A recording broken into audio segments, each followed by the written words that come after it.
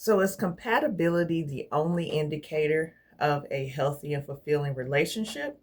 Hi, my name is Marisa, and I'm a licensed marriage and family therapist here in Tennessee.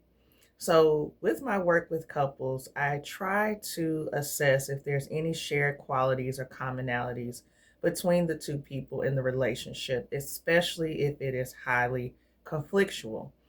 And so, just because there's conflict in a marriage or a relationship, that doesn't necessarily mean that it's doomed for failure. However, compatibility, which is basically just having shared interests, values, qualities, something that you have in common with a person, is quite helpful. But it's not the only reason why marriages and relationships survive. The fact of the matter is, I can have something in common with someone and still have conflict in the relationship. Or I can have really low conflict in the relationship and have nothing in common with that person. The indicator of a healthy relationship where there is low compatibility and high conflict is the act of compromise. So, compromising is essentially two people coming to the table with an idea that is different from the other person, but they are willing to give up something very small but significant for the greater good. Not necessarily anything like a value system or something very pertinent to us as far as our identity is concerned. But let's say we have two people, in a relationship that are arguing over whether to sell a car, something really small.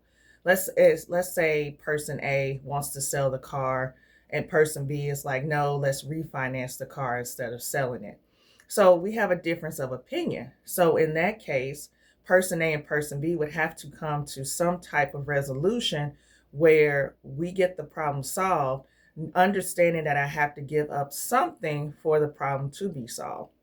So, person A who wants to sell the car may say, well, I don't know if we can sell the car and get a good rate for it, but maybe if we do refinance it, then let's see if we can sell it eventually after we refinance it and maybe sell it later on. So we can delay the selling of the car and refinance it now, and sell at a later date. So that would be a compromise in that situation. The problem is a lot of people don't want to compromise. They don't want to give up something for the greater good of the relationship. And that's when we have problems. And that's why a lot of couples break up or have really high conflict, because the act of compromise is impossible for them. So even if you don't have anything in common with your spouse or partner, like there's no shared qualities at all or any shared belief systems, if you are willing to meet in the middle and come up with a common ground and give up something just a little bit, give a little bit of nudge, a little bit of room for an alternative solution, then you'll have a better chance of getting what you want in the end. It may not be perfect, but at least the problem will be solved.